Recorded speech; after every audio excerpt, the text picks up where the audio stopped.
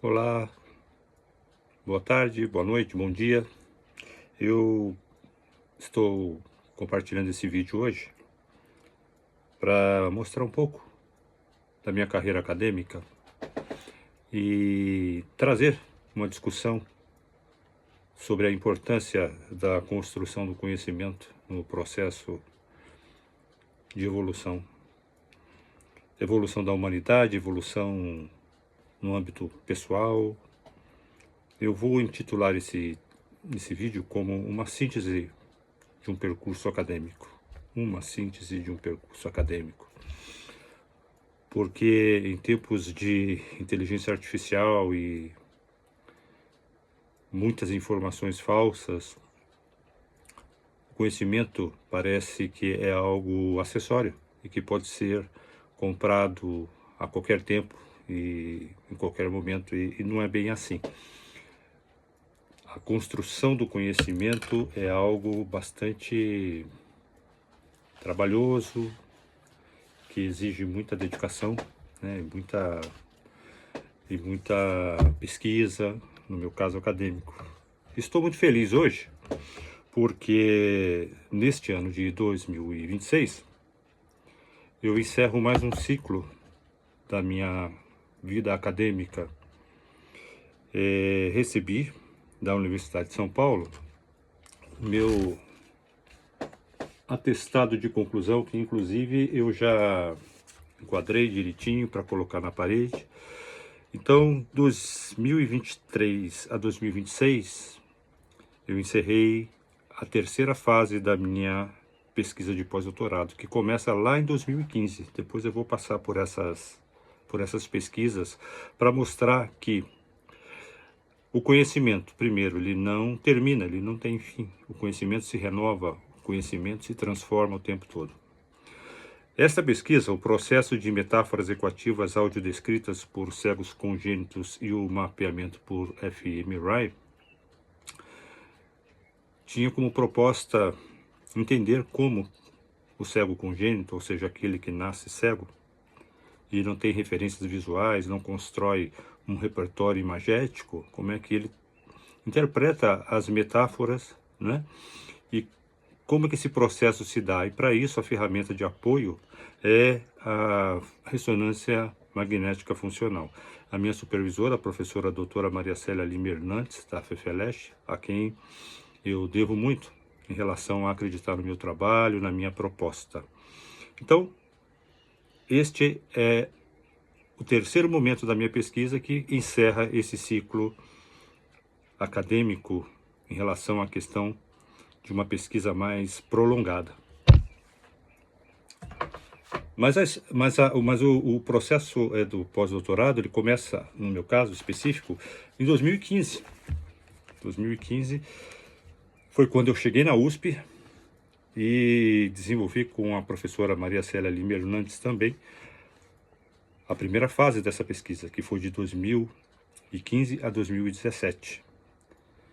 Audiodescrição como ferramenta de acessibilidade ao deficiente visual. Então a ideia naquele momento era justamente trabalhar um pouco da construção do sentido pelo deficiente visual, e aí engloba pessoas com baixa visão, com perda tardia da própria visão, não necessariamente os que nasceram cegos, e como é que se dá a construção de sentidos por uma ferramenta chamada audiodescrição, que é uma ferramenta de acessibilidade. Se vocês prestarem atenção, hoje está bem divulgada essa estratégia, que é justamente preencher vazios imagéticos em filmes, em peças, que descreve uma cena, descreve um momento que a pessoa cega ou deficiente visual não consegue entender. E às vezes esses vazios interpretativos, né, esses momentos em que a visão é fundamental, pode-se perder uma informação bastante importante para se construir o sentido como um todo, né? Então, foi muito importante o desenvolvimento desse trabalho. Como eu disse, começa em 2015, em 2017 eu encerro esse primeiro momento do meu pós-doutorado. E como resultado, porque a produção do conhecimento ela deve ser compartilhada. A nossa proposta como pesquisador, como alguém ligado ao conhecimento, né? Ela deve ser compartilhada com a sociedade, né? Nós não aprendemos para nós mesmos.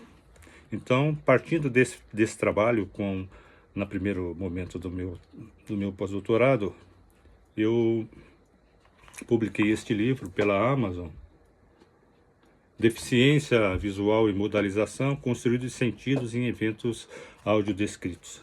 Se vocês tiverem interesse, posteriormente eu vou deixar na descrição do vídeo este livro para você poder conhecer como é que nós desenvolvemos este trabalho, ok?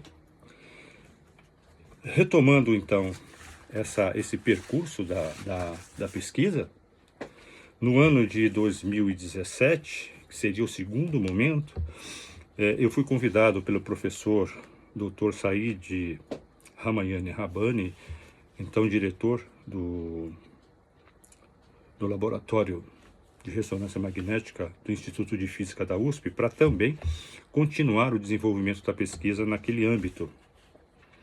E o projeto passou a ser denominado Audiodescrição sobre a lente da fMRI. Ou seja, nós pegamos a ideia da audiodescrição desenvolvida no primeiro momento, levamos para a máquina de ressonância magnética, claro que com toda uma equipe inter e multidisciplinar, para entender como é que a audiodescrição poderia contribuir para a construção de sentidos e como é que o cérebro do cego ou da pessoa com deficiência, como é que ele se comportava.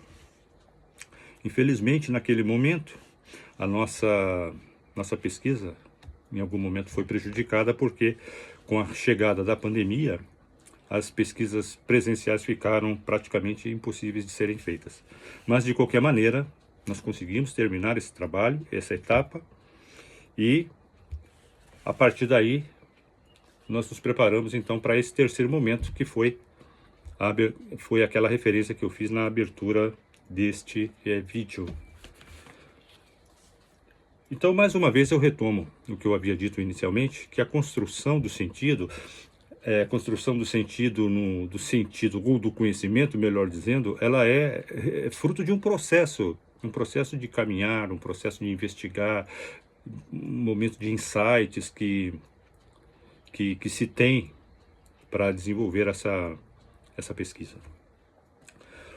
Então, fazendo um retrospecto rapidamente, para não ficar algo maçante, muito extenso, eu fiz aqui um pequeno roteiro para facilitar essa exposição nesse vídeo, nesse compartilhamento, particularmente para aquelas pessoas que tiverem interesse em seguir a carreira acadêmica, em seguir esse mundo do conhecimento e da investigação científica.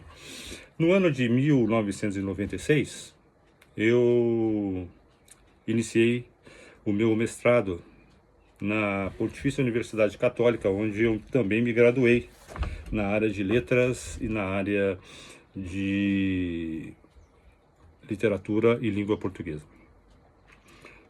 E esse mestrado foi desenvolvido no Departamento de Língua Portuguesa sob orientação da então professora muito querida, professora Maria Tereza Guimarães Strongoli, que me possibilitou desenvolver esse trabalho, que tinha como base leitura, subjetividade e a criação de sentido. Aí, no caso, né, eu não estava trabalhando com cegos ainda, mas já me preocupava em tentar entender como o processo de construção, né, de sentido se dá. E, para isso, uma das bases teóricas que desenvolvemos naquele momento foi a de Umberto Eco, né, que trabalhava então com o preenchimento dos vazios textuais. Como é que esse preenchimento se dava pelo leitor?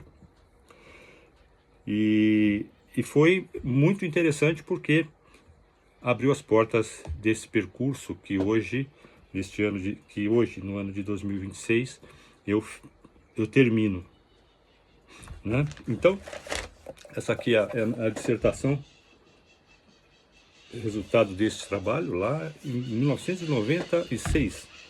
E como resultado desse trabalho, e acho que isso que é bacana, eu também publiquei pela Amazon este livro, que está em forma digital e em forma impressa, Construindo os Sentidos do Texto Poético. Então aqui eu mostro um pouco o percurso desse trabalho, como é que nós desenvolvemos, né? Eu vou ler rapidamente aqui a sinopse do livro para só contextualizá-los um pouco mais. O conceito de leitura durante décadas esteve relacionado à ideia de decodificação, pois ler, nessa concepção, se resume apenas ao ato mecânico de decifrar códigos. Diversas gerações em sua trajetória escolar experimentaram enfadonhos exercícios de repetição oral, ou seguiram modelos para se interpretarem corretamente um texto. Modelos prontos. Isso denota a prática de uma escola detentora de um saber que deveria ser reproduzido e nunca é questionado. Uma escola que concebia o aluno como uma tábua rasa e um papel em branco para ser preenchido. O desenvolvimento nas últimas décadas de estudos e pesquisas no campo da leitura possibilitou a revisão de práticas pedagógicas ultrapassadas em atividades de leitura. Ler é produzir sentido e não se restringe mais ao ato mecânico de decodificação. Para entender melhor algumas dessas práticas, este estudo procurou organizar as informações de maneira didática, simplificando alguns conceitos para contextualizar melhor o leitor. Então fica aí essa dica, Construindo os Sentidos do Texto Poético, também lá na Amazon. Eu deixo posteriormente o link disponibilizado para vocês na descrição do vídeo. Então eu acho que o importante é você produzir. Essa produção está restrita a um universo bastante rebuscado, um universo acadêmico, muitas vezes seletivo, e transformar esse conhecimento em algo mais acessível. Quando eu escrevo, por exemplo, esses livros, transformo essa linguagem muito hermética em uma informação um pouco mais acessível a quem não é especialista na área. Mas a produção, ela é sempre muito bem-vinda. E nós, pesquisadores, né, quando iniciamos a carreira, a vida acadêmica, muitas vezes a gente não consegue mais parar. Eu sempre brincava e dizia isso aos meus alunos, né? No ano de 2005, eu iniciei, melhor dizendo, mais um estudo. E fruto desse estudo foi a minha tese, também na Pontifícia Universidade Católica de São Paulo, sob orientação da professora doutora Maria Sofia Zanotto de Pascoal, especializada também em construção do sentido, mas no aspecto mais metafórico. Então aqui está o resultado desse trabalho. A construção das identidades sociais de alunos deficientes visuais nas conversas sobre textos, 2005. Então foi um trabalho bastante aprofundado, no qual eu procurei discutir a questão da construção de sentido, aí já no universo da pessoa com deficiência visual. Então nós tínhamos um grupo esse organizado na Instituição para Cegos Lara Mara, que fica na Barra Funda, na capital de São Paulo, que gentilmente abriu as portas, e ali eu pude desenvolver toda a experiência que hoje eu carrego em relação ao mundo das pessoas deficientes visuais e cegas. Agradeço demais também a dona Mara, professora Mara, que é diretora da Lara Mara na época, Mara Ciaulius, e também a psicóloga responsável por aquele setor no qual eu trabalhei, a Eliana Urmelese, que eu também sou muito agradecido. E partindo desse universo, né, da pessoa com deficiência, mais uma vez eu aproveitei para publicar essa tese com o título Percebendo o Ser, a manifestação de identidades sociais do aluno deficiente visual na conversas sobre textos, pela LCTE Editora, no ano de 2009, inclusive. Foi um lançamento bastante interessante ali na livraria da Vila. Até, na época, o senador Eduardo Suplicy esteve presente, entre outras pessoas interessadas no tema e no apoio à pesquisa e no apoio a quem se dedica à construção do conhecimento. No ano de 2012, ano bastante produtivo, eu também lancei este livrinho aqui, da iniciação científica ao doutorado, que eu procurei naquele momento compartilhar com os meus alunos de graduação e de iniciação científica a importância da iniciação científica para o desenvolvimento de uma carreira acadêmica. Foi o primeiro momento em que as portas acadêmicas se abriram para mim, quando lá na graduação, sob a orientação do professor Valdevino Soares de Oliveira, eu fiz a minha pesquisa de iniciação científica, na qual eu estudei uma comunidade na capital mato-grossense. Eu trabalhei a estética, né, a fruição da estética em relação à construção daquelas peças de arte por uma comunidade ribeirinha. Foi bastante interessante, né? O título do meu trabalho de de iniciação científica, na época, São Gonçalo do Beira-Rio, uma história que sobrevive, pesquisa de iniciação científica, disciplina de História da Arte, sob orientação do professor Valdevino Soares de Oliveira, a quem eu também devo muito. Então, a gente percebe que nessa construção do conhecimento, né, sempre há personagens importantes que nos ajudam, que contribuem para que a gente cresça, para que a gente se desenvolva. E, posteriormente, nós também, de certa forma, contribuímos para que outros ascendam na carreira acadêmica. Então, eu coloquei neste livrinho aqui, da iniciação científica ao doutorado, a pesquisa de iniciação, para os alunos terem uma noção de como é que funcionava. E também, dentro dessa carreira acadêmica, eu fui convidado pela editora Intersaberes do Paraná, aí é uma editora comercial, a publicação de um livro que, na época, eu escrevi, direcionado à produção textual de textos mais empresariais. Então, redigindo textos na era digital, naquele momento, 2013, é bastante tempo, né? Já se falava muito nessa questão de como a redação empresarial mudou em relação à questão da virtualidade, né? Do mundo virtual que estava se consolidando. E até hoje está no mercado esse livro, é bastante procurado aí por cursos de graduação, de institutos federais. Eu até fiquei surpreso, fiquei muito feliz de saber que o livro foi adotado em vários cursos, mesmo depois de tanto tempo. Mais adiante, em 2014, como eu disse a vocês, né, a produção do conhecimento ela é contínua, árdua e prazerosa ao mesmo tempo. Então, em 2014, lancei Olhares sobre a Inclusão, uma coletânea de artigos de amigos e professores importantes nessa área. Eu fui o organizador. Então, neste livro, eu tive a oportunidade de ter um artigo do Alex Garcia, o primeiro surdo-cego como especialista, a surdo-cegueira da mediação à guia de interpretação.